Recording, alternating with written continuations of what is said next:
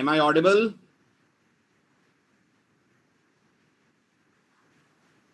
Good evening, everyone. Am I audible? Can you hear me?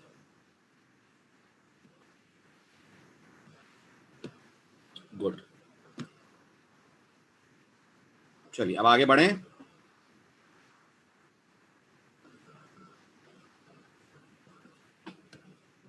चलिए अब last lecture में आपने क्लास एंड ऑब्जेक्ट्स का बेसिक इंट्रोडक्शन ले लिया था, क्लास बनाकर ऑब्जेक्ट के अंदर इनिशियलाइजेशन कर लिया था।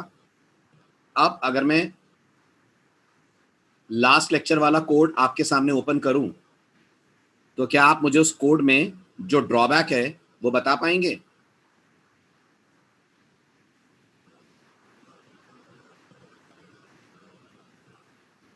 ये था आपका लास्ट लेक्चर का code. Let me open it. और आप जो ड्रॉबैक बताएंगे वही हमारा आज का पहला टाइटल होगा।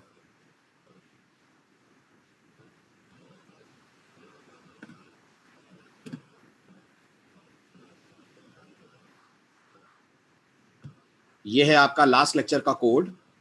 नहीं, इसमें ड्रॉबैक क्या है ये बताइए। इनपुट नहीं ले पा रहे हैं वो ड्रॉबैक नहीं है। ड्रॉबैक ये है कि अगर मैं स्टूडेंट क्लास का एक ऑब्जेक्ट और बनाता हूं तो आप मानते हैं उसके लिए भी रोल नंबर 10, ग्रेड ए और परसेंटेज 76.9 ही होगा? बताइए यस और नो। होगा ना? मैं अगर मल्टीपल स्टूडेंट ऑब्जेक्ट क्रिएट करूं तो हर स्टूडेंट ऑब्जेक्ट के लिए रोल ग्रेड पर एग्जैक्टली सेम वैल्यू से इनिशियलाइज होंगे कि नहीं होंगे? होंगे ना? सोचकर देखिए। तो अगर ये सब एग्जैक्टली सेम वैल्यू से इनिशियलाइज होंगे तो फिर आप मल्टीपल स्टूडेंट्स बनाकर कोई डिफरेंस तो ला ही नहीं पाएंगे, है कि नहीं? इसलिए इट्स बेटर कि इस प्रोग्राम के अंदर हम अपनी तरफ से डेटा इनिशियलाइज ना करके इस डेटा का इनिशियलाइजेशन यूजर से इनपुट लेकर करें। समझ आ रहा है? ठीक, तो यही हमारा आज का पहला टाइटल है, that is accepting input for entity class. Entity class के मेंबर्स के लिए आप यूजर से इनपुट कैसे लेंगे? ठीक है, तो अब उसको ड्रॉबैक के टर्म्स में मैं लिख रहा हूं। A problem with the previous code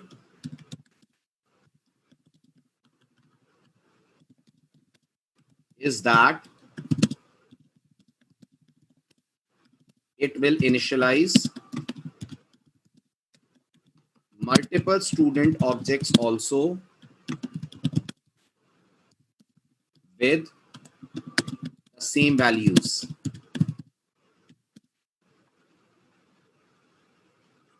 Right? So, to solve this problem, we must accept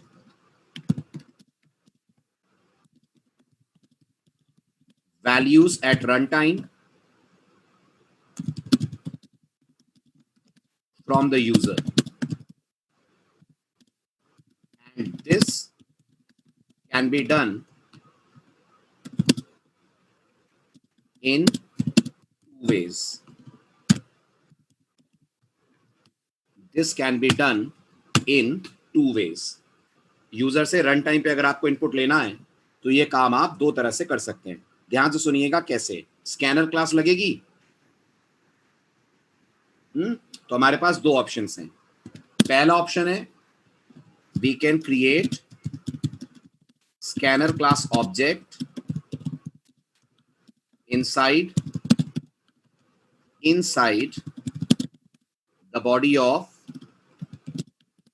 entity class method.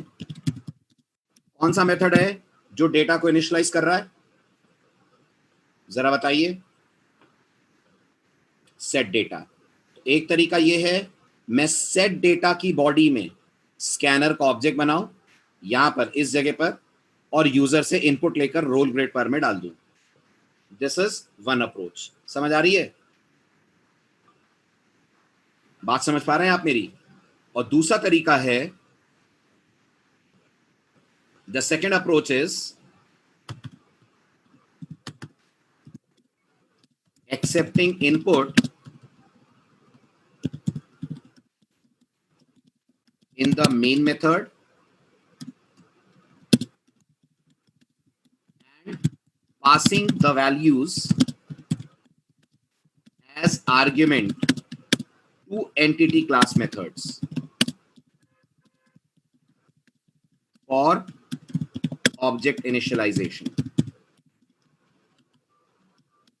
Second तरीका है आप मेन में यूजर से इनपुट लें और जो डेटा आपने मेन में लिया है वो सेट डेटा को पास कर दें। फिलहाल सेट डेटा पैरामीटराइज्ड है कि नॉन पैरामीटराइज्ड है? फिलहाल सेट डेटा पैरामीटराइज्ड है कि नॉन पैरामीटराइज्ड है? आंसर दीजिए। नॉन पैरामीटराइज्ड है, राइट। और अपन को इसको करना पड़ेगा फिर पैरामीटराइज्ड। आपको क्या लगता है दोनों में से कौन सा तरीका बेटर है? क्या पहला वाला तरीका बेटर है या दूसरा वाला तरीका बेटर है, या दोनों ही अच्छे हैं? दोनों ही अच्छे हैं? नहीं, दोनों अच्छे नहीं है। कोई एक तरीका है और उसी एक तरीके को हमें आगे तक फॉलो करना है, और वो है सेकंड वाला। पहला वाला गलत है।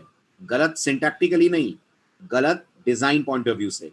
हरीश, आपको सेकंड वाला क्यों बेटर लगा?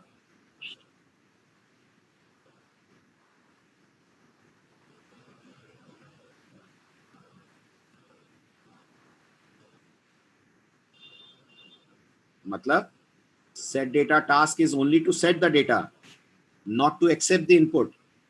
तो इनपुट लेना भी तो सेट करना ही हुआ। नहीं, प्रॉब्लम वो नहीं है, प्रॉब्लम दूसरी है। ध्यान से सोचिए। प्रॉब्लम ये है कि अगर मैं स्कैनर का ऑब्जेक्ट, ध्यान से सुनना, अगर मैं स्कैनर का ऑब्जेक्ट सेट डेटा के अंदर बनाता हूं तो आप मानते हैं set data multiple times call होगा, क्योंकि आप स्टूडेंट के मल्टीपल ऑब्जेक्ट बनाएंगे। होगा कि नहीं होगा? होगा। तो अगर मैंने 5 स्टूडेंट्स बनाए तो सेट डेटा 5 बार कॉल होगा। तो 5 बार आपका प्रोग्राम स्कैनर का ऑब्जेक्ट क्रिएट करेगा और डिस्ट्रॉय करेगा, फिर क्रिएट करेगा, फिर डिस्ट्रॉय करेगा। समझ रहे हैं? डिस्ट्रॉय कब करेगा?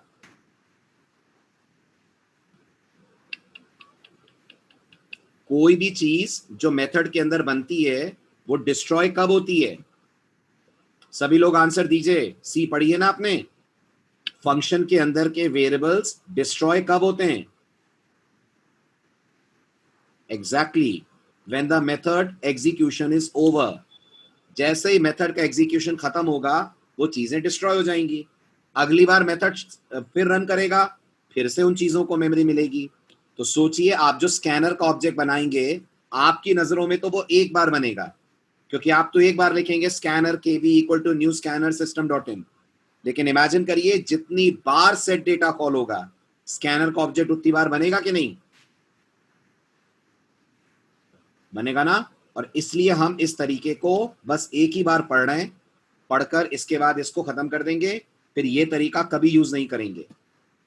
समझ आ रहा है? थ्रू आउट द कोर्स जब भी इनपुट लिया जाएगा हमेशा मेन में लिया जाएगा, और वैसे भी सॉफ्टवेयर डेवलपमेंट में जो मेन फंक्शन होता है उसी की रिस्पॉन्सिबिलिटी होती है यूजर से इनपुट ले, यूजर से इंटरेक्ट करे। बाकियों को वो सिर्फ आर्ग्यूमेंट देकर कॉल करता है। Are you getting this point? है ना। इसका दूसरा कारण भी समझिए क्या है। इसका दूसरा कारण भी समझिए क्या है। एक कंप्यूटर में कितने कीबोर्ड है? एक ही है ना। तो आपके प्रोग्राम में कितने स्कैनर ऑब्जेक्ट बनने चाहिए? एक ही बनना चाहिए। बट अगर आप सेट डेटा में बनाएंगे तो अगर सेट डेटा 5 बार कॉल हुआ तो स्कैनर 5 बार इंस्टेंशिएट होगी, है ना। चलिए, तरीके मैं आपको दोनों बता रहा हूं, लेकिन फॉलो हमें करना है सेकंड वाला ही तरीका। ठीक, सीधे प्रैक्टिकल करा दूं, है ना। नेटबीन्स पे करा दूं, नोटपैड पे करा दूं, किस पे कंफर्टेबल हैं? नेटबीन्स पे। Good.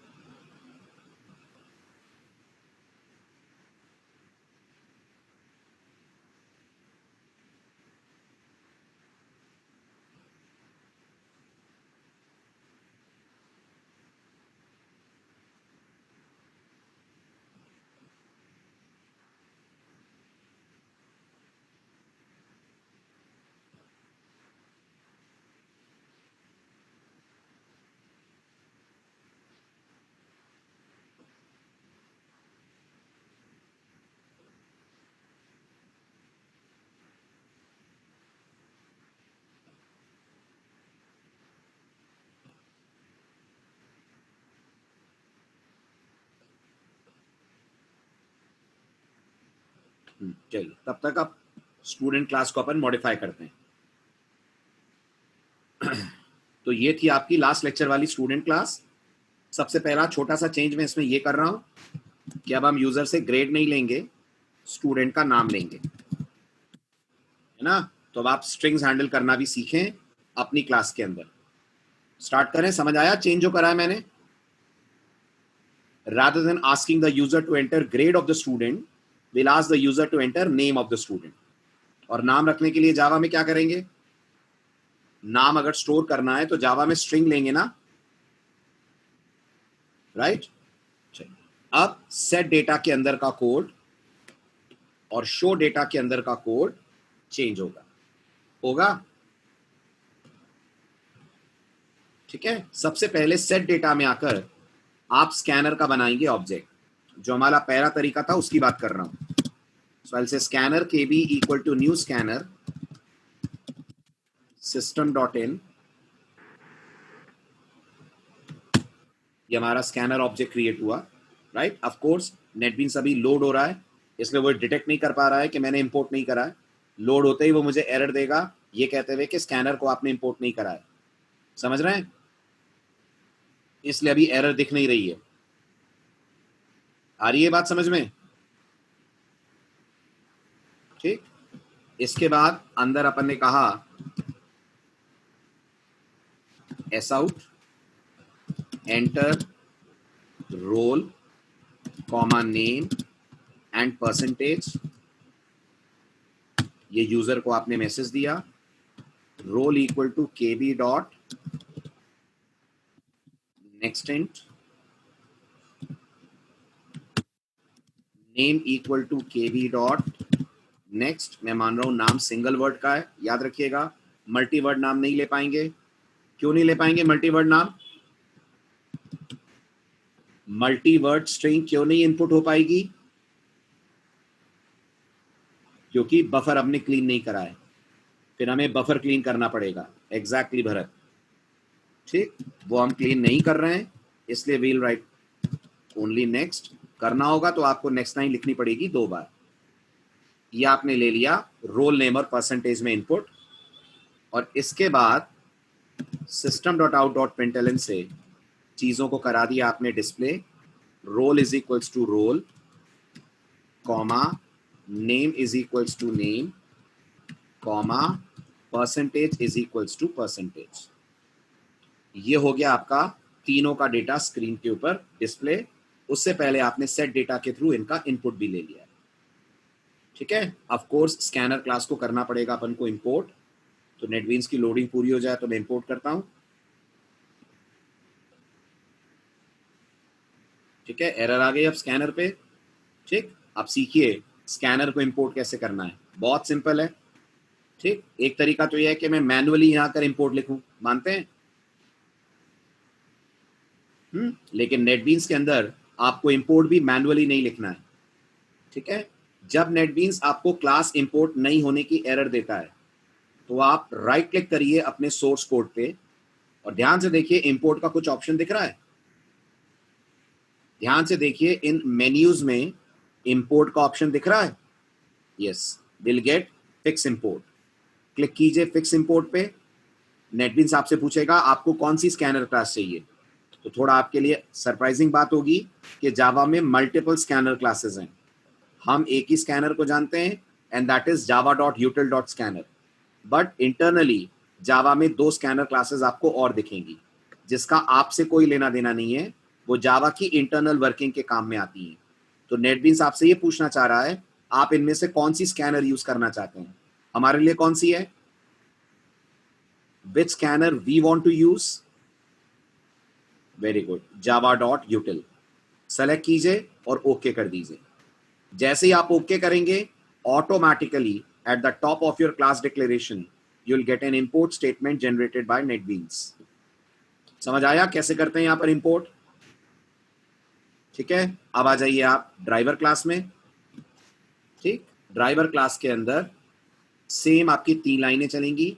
Student S equal to new student, S dot set data, S dot show data.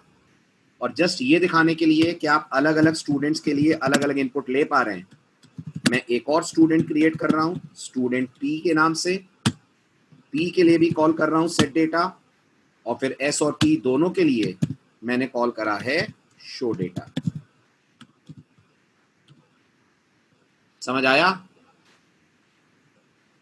चलें आगे। ठीक है, अब सबसे पहले मेमोरी डायग्राम देख लीजिए जरा।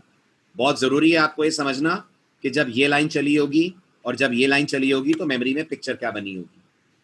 ठीक है, तो सबसे पहले मुझे बताइए student S equal to new student statement जब रन होगा तो इस लाइन में क्या क्या क्रिएट हो रहा है? इस लाइन में क्या क्या क्रिएट हो रहा है? एक तो क्रिएट हो रहा है एस नाम का रेफरेंस हो रहा है, और हीप एरिया में क्रिएट होगा स्टूडेंट क्लास का ऑब्जेक्ट। आप ध्यान से, बहुत ध्यान से कैलकुलेट करके बताओ ऑब्जेक्ट कितने बाइट का बनेगा?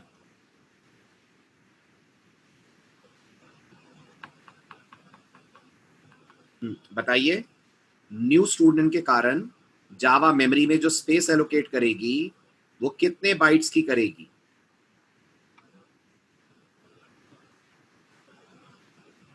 Very good Harish. कैसे निकाला हरीश? 20 बाइट्स कैसे आ रहा है? गुड, ध्यान से सोचिए। जो रोल नंबर है वो 4 बाइट का होगा होगा परसेंटेज 8 बाइट का होगा क्योंकि डबल है। और गौर करिए ये नेम क्या है अपने आप में? नेम एक रेफरेंस है, और आप डे 1 से पढ़ते आ रहे हैं 64 बिट प्लेटफॉर्म पे रेफरेंसेस बनते हैं ऑफ 8 बाइट्स। ये मत सोचिएगा सर अभी नाम कहाँ आया है, नाम रेफरेंस में नहीं आएगा। याद कीजिए नाम जाकर स्टोर होगा स्ट्रिंग ऑब्जेक्ट में। हम अभी रेफरेंस की साइज की बात कर रहे हैं। समझ रहे हैं मेरी बात? है ना? तो अब जो आपका ऑब्जेक्ट क्रिएशन होगा वो होगा ऑफ 20 बाइट्स। तो जावा मेमोरी में 20 बाइट्स एलोकेट करेगी, राइट? इस 20 बाइट्स के अंदर 3 मेंबर्स होंगे जिसमें एक रोल होगा, एक नेम होगा, एक परसेंटेज होगा। अभी बताइए न्यू इनको क्या डिफॉल्ट वैल्यू देगा? बताइए जरा। शाबाश। रोल नंबर को 0 देगा, परसेंटेज को 0.0 देगा, और नेम को नल देगा। नेम को नल क्यों देगा? क्योंकि नेम एक रेफरेंस है, रेफरेंसेस 0 से इनिशियलाइज नहीं होते हैं, वो हमेशा बाय डिफॉल्ट इनिशियलाइज होते हैं नल से। यानी किसी भी रेफरेंस के अंदर जावा में सिर्फ 2 ही चीजें अलाउड हैं, या तो रेफरेंस या तो नल और या फिर address. Are you getting this point? किसी भी रेफरेंस के अंदर जावा में 2 ही पॉसिबल वैल्यूज असाइन हो सकती हैं, या तो एड्रेस जिस भी ऑब्जेक्ट को वो पॉइंट कर रहा है उसका, और या फिर नल, बिल्कुल पॉइंटर की तरह। तो बाय डिफॉल्ट इसमें नल रहेगा।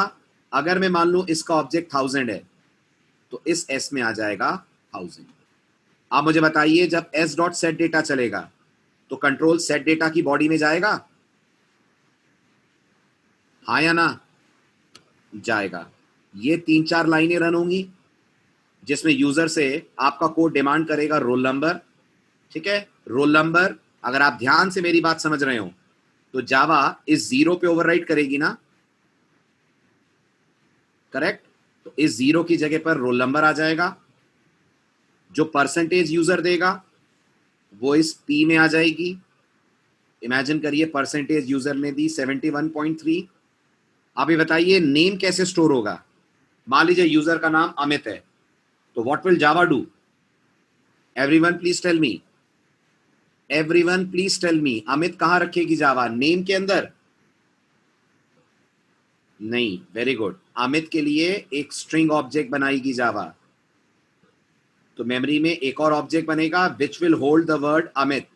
ये किस क्लास का ऑब्जेक्ट है जिसमें अमित है? ये स्ट्रिंग ऑब्जेक्ट बना, राइट? और ये किस क्लास का ऑब्जेक्ट है? वेरी गुड, ये स्टूडेंट का ऑब्जेक्ट है। ठीक है, और अमित का बेस एड्रेस अगर मैं मान लूं 2000 है तो ये 2000 किस में आएगा? ये 2000 नेम में आएगा, नल की जगह पर आएगा। तो यहां ये 2000 होगा और नेम इस अमित को करेगा पॉइंट। समझ आया ये डायग्राम? ठीक है, इसके बाद कोड आपका आगे बढ़ेगा। आइए मेन में फिर बाकी की लाइनें रन होंगी। आप चेक करिए, फिर से मेन के अंदर आकर प्रोग्राम एक और स्टूडेंट ऑब्जेक्ट क्रिएट करेगा। आपकी बार उस स्टूडेंट ऑब्जेक्ट का रेफरेंस कौन है? पी है, राइट। ये रहा दूसरा स्टूडेंट ऑब्जेक्ट, करेक्ट। ये स्टूडेंट ऑब्जेक्ट के अंदर भी रोल नंबर, नेम और परसेंटेज होगा। इसकी भी डिफॉल्ट वैल्यू 0, नल और 0.0 होगी। मान लेते हैं इसका एड्रेस अपने आप में 4000 है। ये 4000 इस पी के अंदर आकर स्टोर हो जाएगा। फिर गौर करिए, पी कॉल करेगा सेट डेटा को। एक बार फिर से सेट डेटा के अंदर के स्टेटमेंट चलेंगे। और अगर आप समझ पा रहे हो तो गौर करिए, जो आपसे मैं बोल रहा था 10 मिनट पहले, वो चीज आपको दिखेगी। क्या स्कैनर दोबारा बनेगी? फिर से केबी बनेगा। सोचिए, अगेन स्कैनर केबी स्टेटमेंट रन होगा। अगेन स्कैनर क्लास को ऑब्जेक्ट क्रिएट करना पड़ेगा अपना, और फिर जाकर आप यूजर से 3 इनपुट ले पाएंगे। ठीक है, वो तीनों इनपुट जाकर अपने रेस्पेक्टिव डेटा मेंबर्स में स्टोर हो जाएंगे। ठीक, रोल नंबर मान लीजिए यूजर ने दिया आपको इस बार 20, परसेंटेज यूजर ने आपको दी इस बार 53.7, नाम यूजर ने दिया मान लीजिए इस बार रवि। तो जैसे अमित था स्ट्रिंग बनकर कहीं पे मेमोरी में, ऐसे रवि स्टोर होगा। रवि का एड्रेस मान लीजिए 3000 हुआ, यहां 3000 आएगा, ये इसको पॉइंट करेगा। ठीक, और ये सब कुछ कहां पर हो रहा है? ये इतना सारा काम किस एरिया में हो रहा है मेमोरी के? This all activity is taking place inside heap area.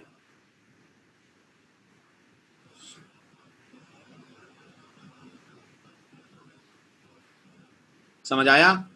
इसके बाद जब आप डेटा डिस्प्ले करेंगे by calling show data for each of these objects, तो आपको अमित और रवि दोनों रिकॉर्ड्स दिख जाएंगे। बताइए, समझ आई बात? ठीक, रन करते हैं।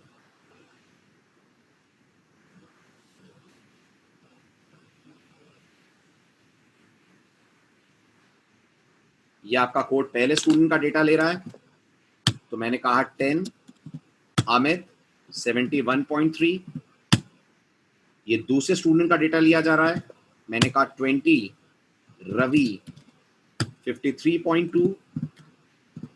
एंड 1 by 1 नोटिस करिए दोनों का डेटा हो गया है डिस्प्ले। हो गई प्रॉब्लम सॉल्व। दोनों ऑब्जेक्ट के लिए अलग अलग डेटा ला पाए अपन, है ना। बट जैसा मैंने कहा, दिक्कत क्या है कोड में?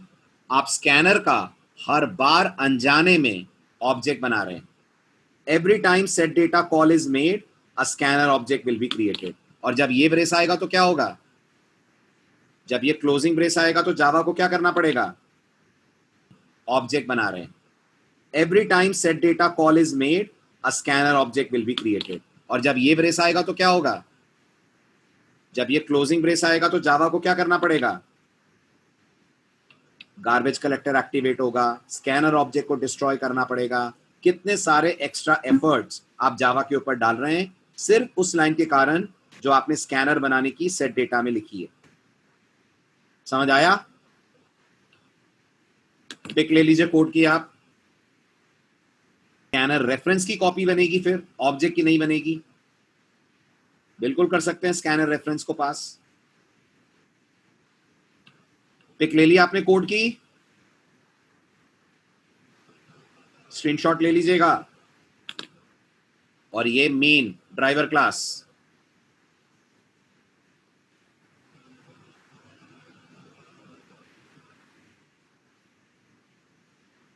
चलें आगे। ठीक, अब जैसा मैंने कहा ये तरीके में ड्रॉबैक है। ठीक, इस ड्रॉबैक को हम दूर करते हैं by creating scanner object in main method. तो आप दिमाग लगाइए, अगर हम मेन के अंदर स्कैनर का ऑब्जेक्ट बनाएं तो कोड में क्या चेंजेस आएंगे बताइए। Everyone please answer. अगर मेन के अंदर स्कैनर का ऑब्जेक्ट बनाएं, what changes will be done in the code? जवाब दें, जल्दी जल्दी बताइएगा। एग्जैक्टली अगर हम मेन में स्कैनर का ऑब्जेक्ट बनाकर इनपुट लेते हैं तो सबसे पहली चीज आपको सेट डेटा को करना पड़ेगा पैरामीटराइज्ड। यस और नो? करना पड़ेगा, क्योंकि आप प्रोग्रामिंग के बेसिक्स याद कीजिए। अगर इनपुट मेन ले रहा है तो सेट डेटा को ये डेटा अवेलेबल कैसे होगा? जब तक हम उसे पास ना करें as argument. Am I clear? आपने फंक्शंस पढ़े होंगे डेफिनेटली सी में। अगर मेन फंक्शन के अंदर कोई वेरिएबल है और वो दूसरे फंक्शन को चाहिए तो वो भेजा जाएगा एज आर्ग्यूमेंट। तो सबसे पहले हम सेट डेटा को चेंज करते हैं। जो सेट डेटा अभी तक नॉन पैरामीटराइज था वो अब कैसा होगा? वो हो जाएगा पैरामीटराइज्ड, राइट? पैरामीटराइज करने के लिए आप लिखेंगे int r string n and double p. ये 3 पैरामीटर्स हो गए। यहां से ये पूरा स्टेटमेंट हट जाएगा और अंदर क्या स्टेटमेंट आ जाएगा? अंदर क्या स्टेटमेंट आ जाएगा? Roll is equal to R, name is equal to N, percentage is equal to P. आ रहा है समझ में? समझ आ रहा है? और ये वैल्यूज आएंगी कहां से? ये वैल्यूज आर, एन और पी की आएंगी कहां से? गुड। ड्राइवर क्लास भेजेगी जब यूजर से ले लेंगे इनपुट। और ये इंपोर्ट हटेगा। ये जो इंपोर्ट है ये अब यहां से हट जाएगा ना, राइट? ये चला जाएगा अब ड्राइवर क्लास में, क्योंकि स्कैनर आप यहां क्रिएट करेंगे, right? Then will write scanner KB is equal to new scanner followed by system.in। ठीक है? इसके बाद यूजर से आप बोलिए कि वो आपको इनपुट्स दे रोल, नेम एंड परसेंटेज के लिए। ठीक है, अब आप इन वैल्यूज को 3 वेरिएबल्स में रिसीव कर लीजिए। So I will say int R equal to KB dot next int, string n is equal to KB dot next and double P is equal to KB dot next double। ये आया समझ? बताएं। Right? ये आपने data ले लिया। अब क्या करें इस डेटा का? Everyone please answer. Again, only very few students are interacting. Programming कर रहे हैं, हिस्ट्री ज्योग्राफी की क्लास नहीं कर रहे हैं अपन जो आप चुपचाप बैठे रहें। अब हमें डेटा पास करना पड़ेगा, राइट? ये जो हमारे पास एन, पी और आर हैं, इन सबको एज एन आर्गुमेंट करेंगे अपन मेथड में पास। क्या लिखेंगे यहां पर? क्या लिखेंगे? कॉल बताइए। एस डॉट सेट डेटा, और यहां से वैल्यूज पास हो जाएंगी आर, एन और पी। और कहां जाएंगी ये? आर कहां जाकर स्टोर होगा? आर कहां जाकर स्टोर होगा? आर जाकर स्टोर होगा पहले इस आर में। इस आर से आएगा रोल नंबर में। ऐसे ये जो एन है इसे रिसीव ये एन करेगा और फिर इस एन से वैल्यू जाएगी नेम में, और ऐसा ही कुछ होगा परसेंटेज के साथ। समझ रहे हैं? ठीक, इसके बाद डेटा शो कर दीजिए by writing S dot show data. चलाइए, आउटपुट में कोई चेंज नहीं आएगा। जैसे पहले आप इनपुट ले पा रहे थे बिल्कुल वैसे अभी भी इनपुट आप ले पाएंगे, आउटपुट भी वैसा का वैसा होगा। बस डिजाइन में फर्क आ गया। बजाय इसके कि आप इनपुट सेट डेटा में लें, instead of creating scanner object in set data, we are creating scanner जैसे आज से पहले करते आए थे इनसाइड द मेन मेथड। अब बताइए स्कैनर कितनी बार बनेगी? एक बार। अगर मैं एक स्टूडेंट और ले लूं, उसमें भी इनपुट लूं, तो भी स्कैनर बनेगी एक बार। अननेसेसरी आपने स्कैनर का क्रिएशन बचा लिया by creating scanner in main method. समझ आया?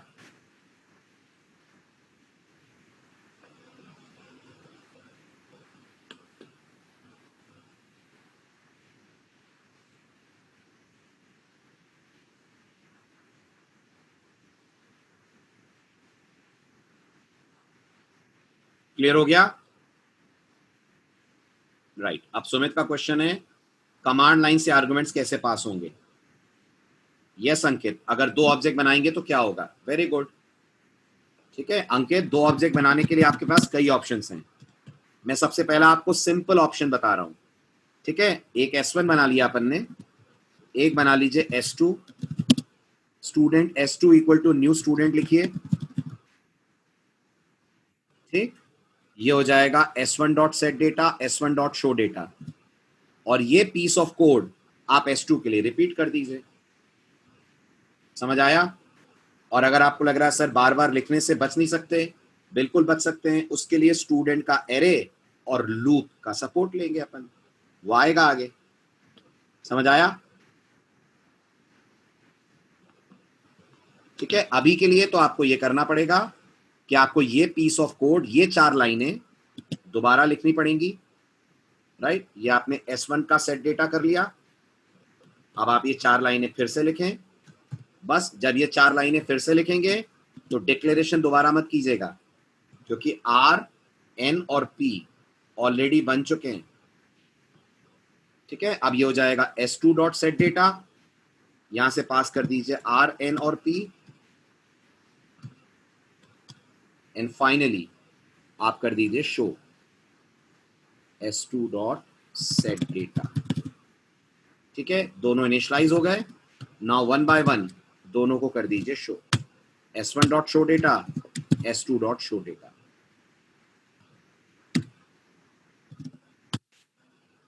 ये हो गए 2 ऑब्जेक्ट्स। देखें आप इसका भी रन टाइम इंटरफेस पहले जैसा ही आएगा। रोल नंबर 10, नाम अमित, परसेंटेज 78.4। रोल नंबर 20, नाम रवि, परसेंटेज 56.8। अंकित, सॉल्व हो गया डाउट?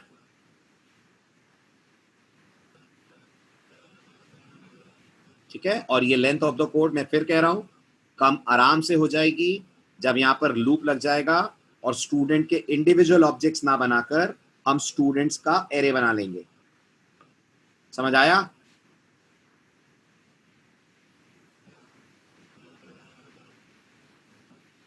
ठीक है, अब आते हैं नेक्स्ट डाउट पे। अच्छा, उससे पहले एक और जरूरी बात, बहुत इंपॉर्टेंट, जो जबरदस्ती का कंफ्यूजन या जबरदस्ती का मिसकॉन्सेप्शन दिमाग में स्टूडेंट्स के रहता है। ये बताइए, जो सेट डेटा के आर्ग्यूमेंट्स हैं उनका नाम क्या रखा है अपन ने? R, N और P रखा है, और यहां अपन ने वेरिएबल्स का नाम क्या लिया है? R, N और P। ऐसा करना जरूरी है कि नाम सेम हो? वेरी गुड, ऐसा बिल्कुल जरूरी नहीं है। कहीं दुनिया में नहीं लिखा कि आप एक्चुअल आर्गुमेंट और फॉर्मल आर्गुमेंट का नाम सेम रखें। एक्चुअल आर्गुमेंट किसे बुलाते हैं? एक्चुअल आर्गुमेंट प्रोग्रामिंग में किसे बुलाते हैं? जो आप पास कर रहे हैं, दे आर एक्चुअल आर्गुमेंट, और जहां आप रिसीव कर रहे हैं they are called formal argument. दूसरा नाम क्या है इन दोनों का? इन दोनों का दूसरा नाम क्या है? एक्चुअल आर्गुमेंट और फॉर्मल आर्गुमेंट का दूसरा नाम, very good, arguments and parameters. तो ये वाले RNP क्या हैं? आर्ग्यूमेंट हैं, और ये वाले RNP क्या हैं? ये कहलाते हैं पैरामीटर्स। और ऐसा कहीं नहीं लिखा कि आर्ग्यूमेंट्स और पैरामीटर्स इनके नाम सेम होने चाहिए। कहीं नहीं लिखा है कि नाम सेम हो, आप नाम अलग भी रख सकते हैं। सेम क्या होना चाहिए? सेम क्या होना चाहिए? डेटा टाइप और काउंटिंग। अगर सेट डेटा ले रहा है 3 आर्ग्यूमेंट, तो आप एग्जैक्टली यहां से पास करेंगे 3 आर्ग्यूमेंट। समझ रहे हैं मेरी बात?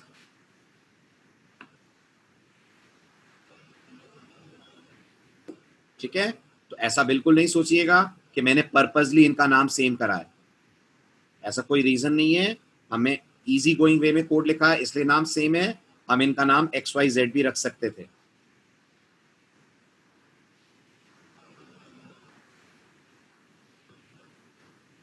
आगे बढ़ूं? ठीक है, अब एक डाउट ये आ रहा है कि अगर हम कमांड लाइन से इनपुट लेंगे तो ये काम हम लोग कैसे करेंगे? ठीक है, तो आप सीखिए नेटबीन्स में वाया कमांड लाइन आप डेटा कैसे पास करते हैं। सबसे पहले रिकॉल करिए, जब आप कंसोल पे प्रोग्रामिंग करते हैं तो आप कमांड लाइन आर्ग्यूमेंट्स रन करते वक्त पास करते हैं, हाँ या ना? करते हैं ना? नेटबीन्स में आप मानते हैं आप रन नहीं करते हैं, रन नेटबीन्स करता है, राइट? तो यहां आर्गुमेंट पास करने का भी तरीका स्पेशल है, यहां आर्गुमेंट्स पास करने का तरीका स्पेशल है। क्या करना है गौर से देखिए नेटबीन्स में आर्गुमेंट पास करने के लिए, ठीक है? सबसे पहले अपन कोड लिख लेते हैं, फिर मैं आपको बताता हूं आर्गुमेंट पास नहीं करते हैं तो कोड में क्या दिक्कत आएगी, और आर्गुमेंट पास कर लेंगे तो कोड कैसे काम करेगा। आप इमेजिन कर लीजिए ARGS में तीनों आर्गुमेंट आ गए। अब मुझे बताइए ARGS स्ट्रिंग का एरे है ना, तो हमें इसे कन्वर्ट करना पड़ेगा इंट और डबल में करना पड़ेगा, राइट? तो सबसे पहले हम यहां 3 वेरिएबल ले लेते हैं। Int r is equal to, आगे आप बताइए, आगे आप बताइए, very good, parse int, integer dot parse int, और यहां पास कर देंगे आप ARGS 0। समझ आया? ये मानते हुए कि कमांड लाइन आर्ग्यूमेंट से पहली वैल्यू रोल नंबर पास हो रही है। उसके बाद हम ले लेते हैं string n is equal to ARGS 1। हालांकि अगर आप ध्यान से समझ रहे हो तो ये n अवॉइड कर सकते हैं ना अपन, क्योंकि ARGS 1 भी तो स्ट्रिंग ही है, राइट? और इसके बाद हम लिखते हैं double p is equal to double dot parse double, और यहां पास कर देते हैं ARGS 2। ये हो गया कमांड लाइन से इनपुट रिसीव करके इंट, स्ट्रिंग और डबल में स्टोर करना। क्लियर? अब इसके बाद आप लिखेंगे s1 डॉट सेट डेटा, ठीक, and s1 dot show data. But अगर मैंने इस कोड को रन करा तो आप मानते हैं कोड एक्सेप्शन देगा? अगर मैंने इस कोड को रन करा तो ये एक्सेप्शन देगा। कौन सी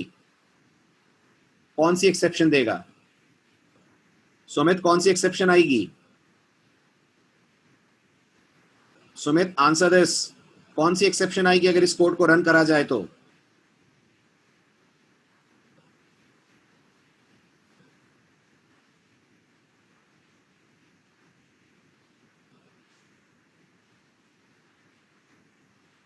very good Harish, array index out of bounds exception.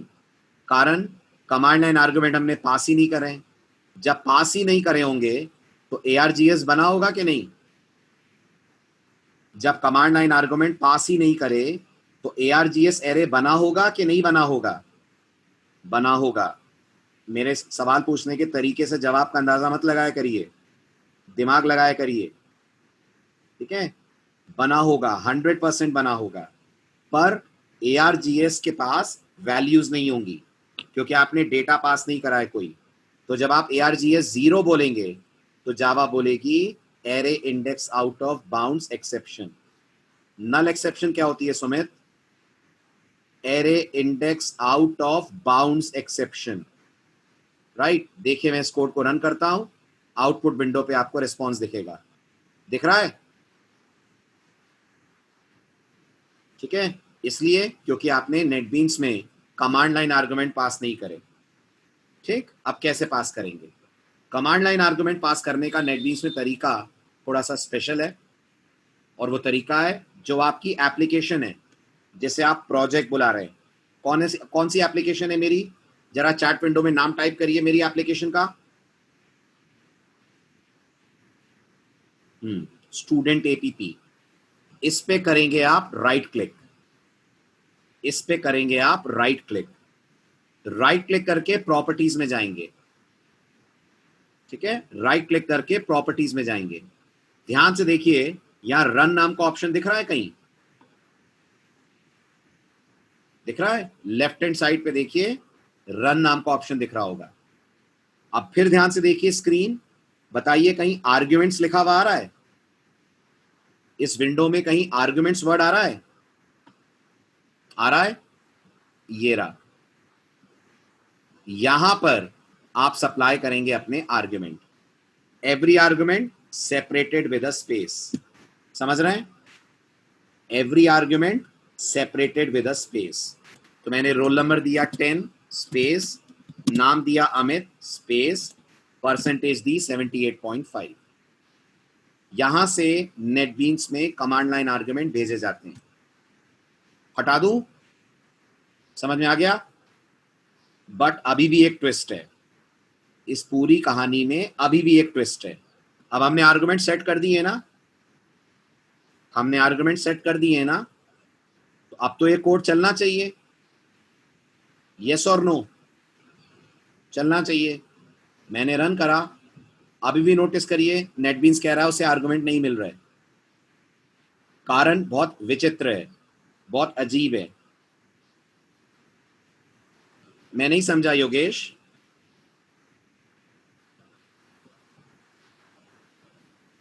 What we didn't say?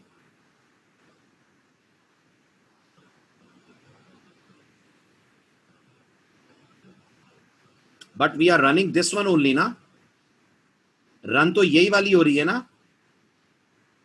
Problem ये नहीं है, प्रॉब्लम बस इतनी सी है कि नेटबीन्स आईडी के अंदर जब आप कमांड लाइन आर्गुमेंट देते हैं तो आपको प्रोग्राम को रन इस जगह से करना पड़ता है, टूल बार से।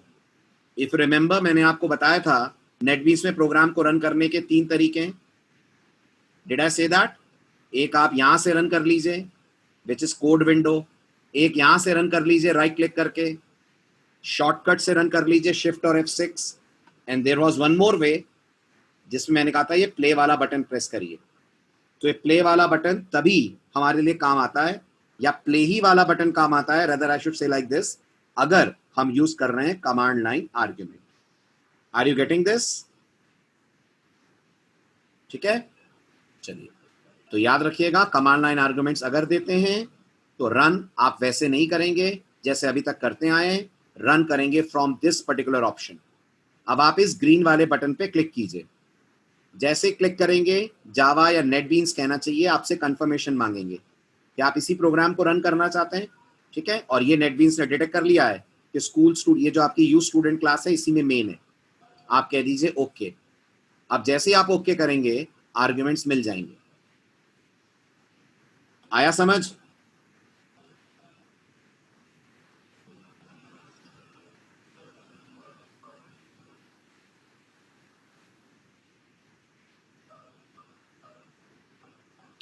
ठीक है, चलिए। Now try this code. अब एक कोड आप जल्दी से बना के मुझे दिखा दीजिए।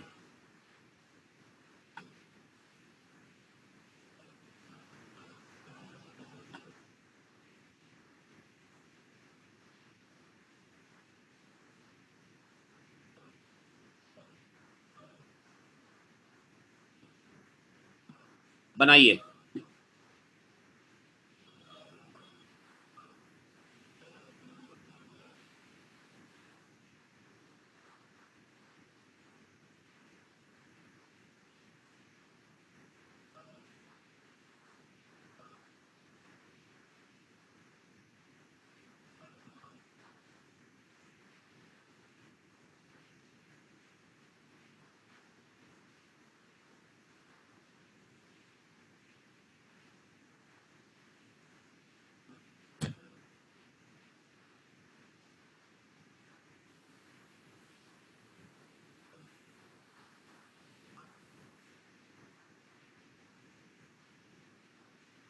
क्वेश्चन आया समझ में?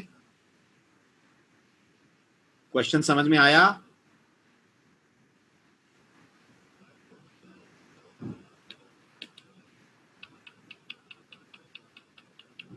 Everyone please tell, question clear है आपको?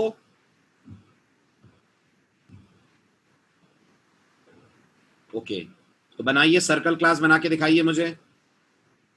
Try writing the definition for circle class.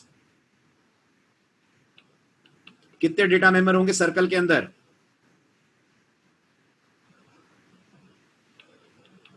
एक। राइट, क्या नाम होगा उसका?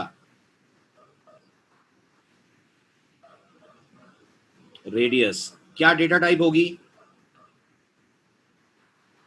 इंटीजर। Very good. मेथड्स कितने होंगे? मेथड्स कितने होंगे? 3। पैरामीटराइज कितने मेथड्स होंगे? पैरामीटराइज्ड कितने होंगे? सिर्फ एक। Which is set radius. बाकी दोनों मेथड्स कोई आर्गुमेंट नहीं लेंगे।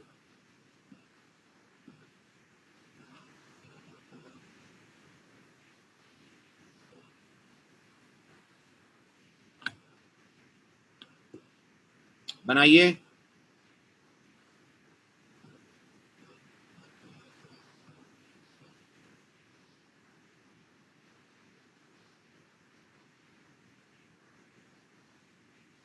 आकाश, कैलकुलेट एरिया को क्या चाहिए? तुम क्या भेजोगे आर्गुमेंट में उसे? रेडियस भेजने का सोच रहे हो क्या? रेडियस भेजने का सोच रहे हो क्या? तो फिर क्लास के अंदर भी तो रेडियस है तुम्हारे पास। क्या कैलकुलेट एरिया को क्लास का रेडियस एक्सेस नहीं होगा?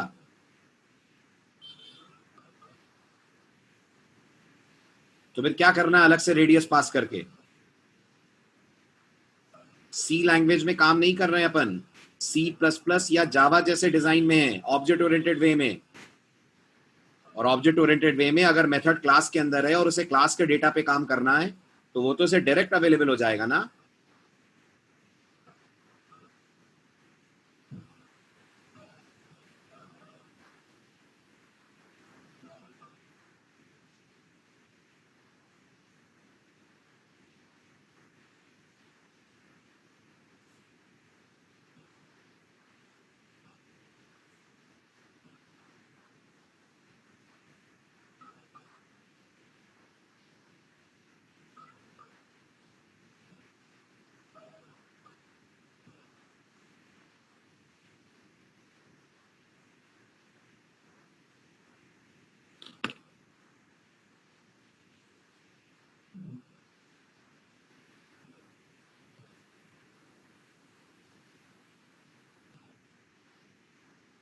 प्रिंट करना था यहीं पे हरीश,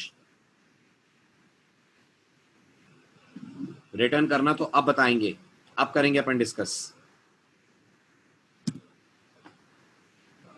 चलिए देखें अब सब लोग। ठीक है, सबसे पहली बात, चॉइस आपकी है। आप चाहें तो इसी प्रोजेक्ट के अंदर बना लें, आप चाहें तो अलग प्रोजेक्ट के अंदर क्लास बना लें। राइट, तो मैं अलग कोड लिख रहा हूं। So I create a fresh project, next my circle APPN। ठीक है, फिनिश। फिर क्या करा था इसके बाद? प्रोजेक्ट बनाने के बाद नेटबीन्स में क्या करते हैं अगला काम? Arrow, this arrow. ये कहां से आ गया सुमित?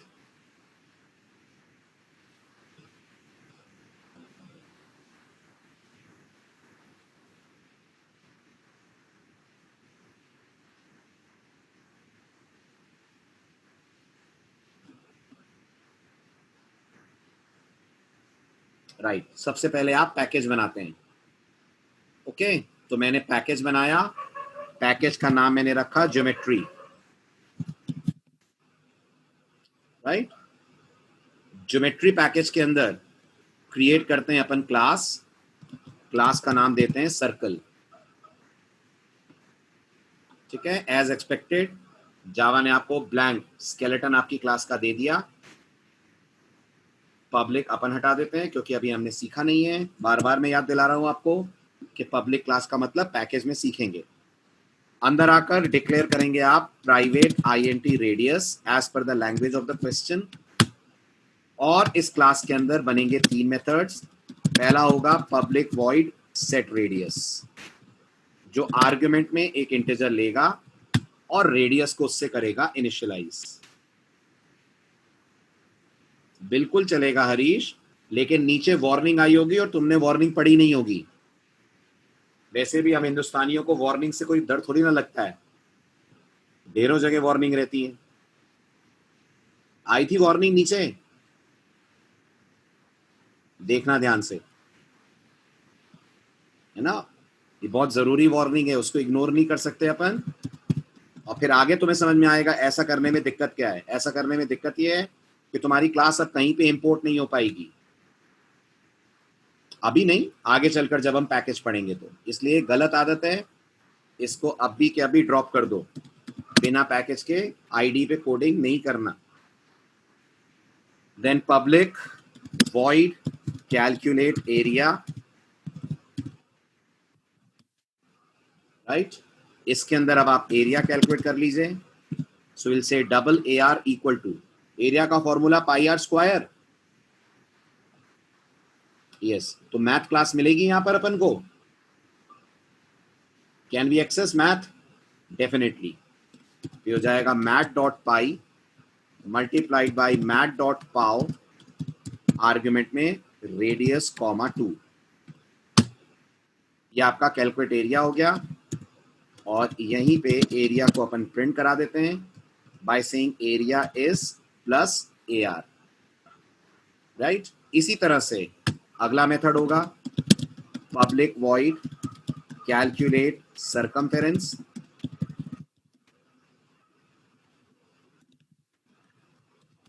अंदर एक लोकल वेरिएबल डबल सी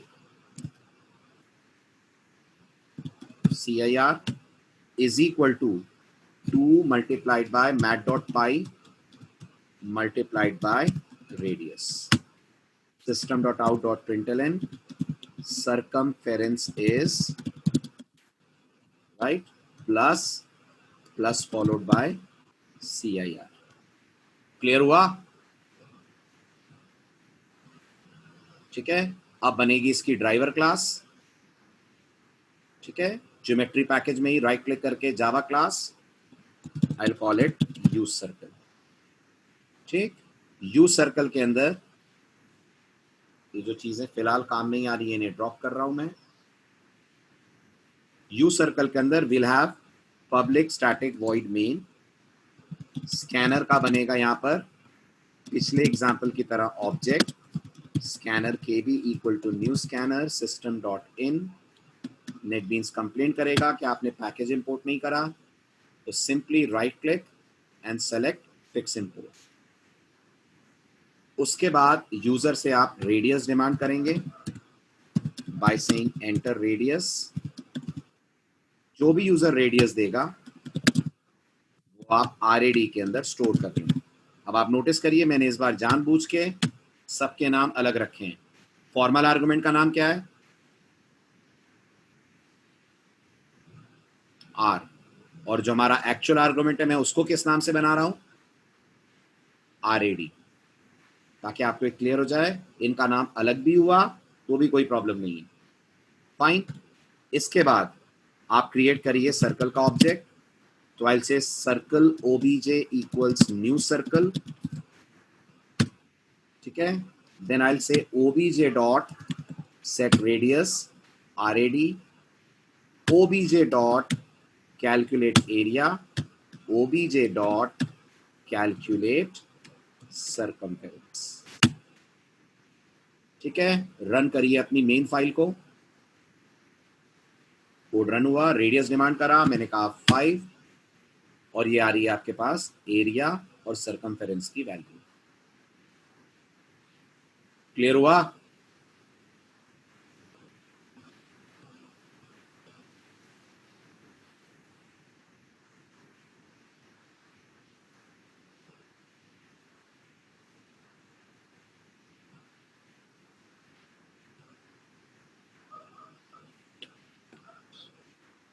कंप्लीट। पूरा फ्लो समझ में आ रहा है एप्लीकेशन का? अब ये आपका होमवर्क, ये करके लाइएगा नेक्स्ट लेक्चर में।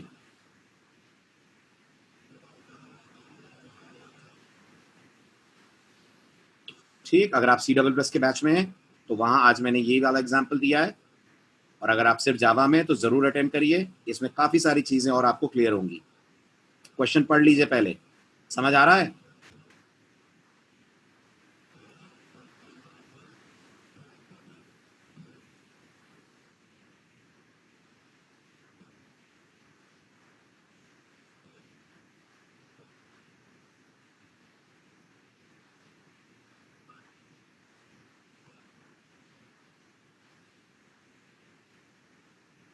Yes Yogesh, definitely.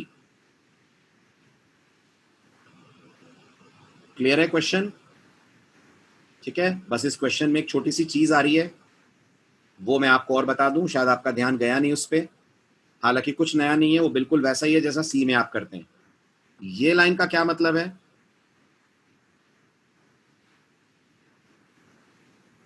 Return the salary of the worker. What is the meaning of this line?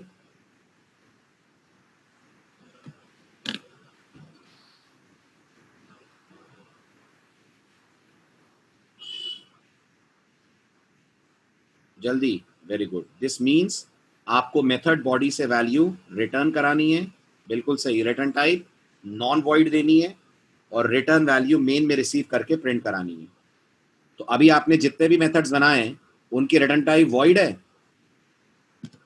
आज जितने भी एग्जांपल्स करे सब में आपने देखा मेथड की रिटर्न टाइप वॉइड रखी हुई है.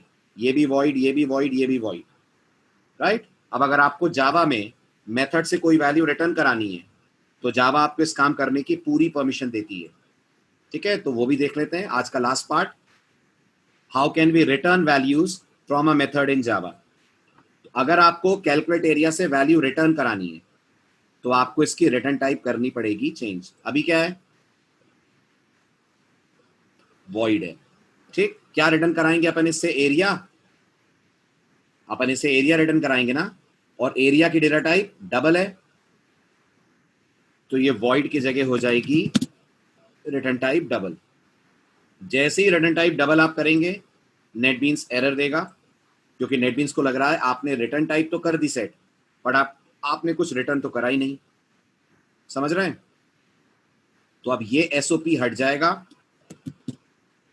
और इसकी जगह स्टेटमेंट आ जाएगा रिटर्न एआर. ठीक. ऐसे ये एसओपी हट जाएगा और इसकी जगह स्टेटमेंट आ जाएगा रिटर्न सीआईआर. आई बात समझ में? ठीक. ये वाला जो वैल्यू आप रिटर्न करेंगे यहां भी डबल होगी रिटर्न टाइप.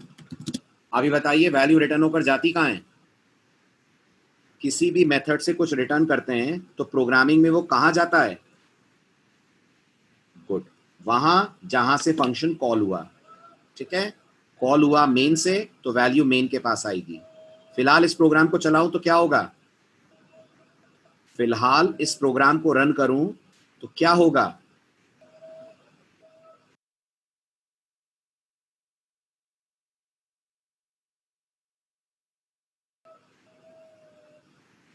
इस समय जैसा कोड दिख रहा है, अगर मैं इस कोड को रन कर दूं तो क्या होगा? Very good. कोई एरर तो नहीं आएगी? क्या आएगी?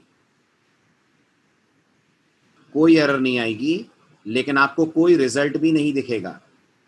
प्रोग्राम रेडियस लेकर चुपचाप बंद हो जाएगा. कारण ये है मेथड ने वैल्यू तो रिटर्न करी बट हमने रिसीव नहीं करा उसे. तो आप क्या करें? अब यहां पर आप दो वेरिएबल्स ले लें, एक ए और एक सी. कैलकुलेट एरिया की रिटर्न वैल्यू ए में रख लें, सरकमफेरेंस की रिटर्न वैल्यू सी में रख लें, और यहां बोले आप system dot out dot println area is plus A. Again system dot out dot println circumference is plus C. तो जो वैल्यू कैलकुलेट एरिया से रिटर्न होगी वो ए में आकर प्रिंट हो जाएगी, और जो कैलकुलेट सरकमफेरेंस से रिटर्न होगी वो सी में आकर प्रिंट हो जाएगी. अब रन करेंगे तो डेफिनेटली आउटपुट्स आएंगे. ठीक है. बिल्कुल बिल्कुल योगेश, उसी पे आ रहा हूं. अगला पॉइंट वही है. अभी बताइए, can I avoid these A and सी?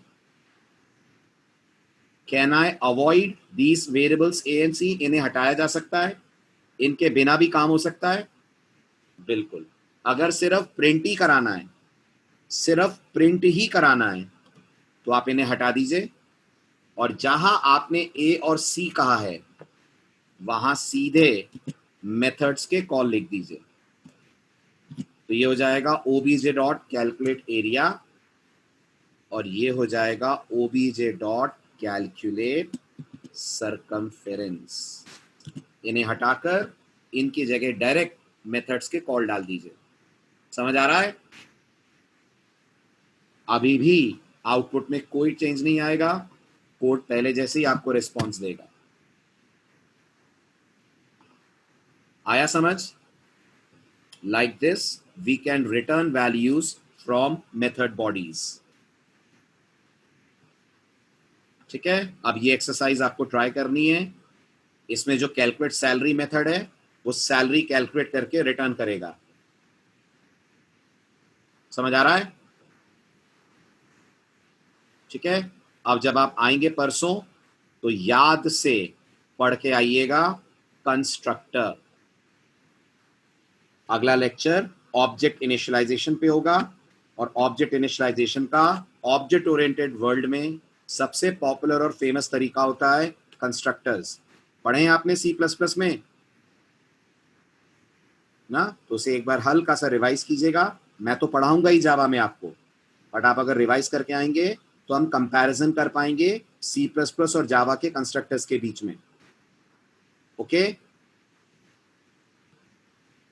चलिए बाय बाय, टेक केयर, मिलते हैं।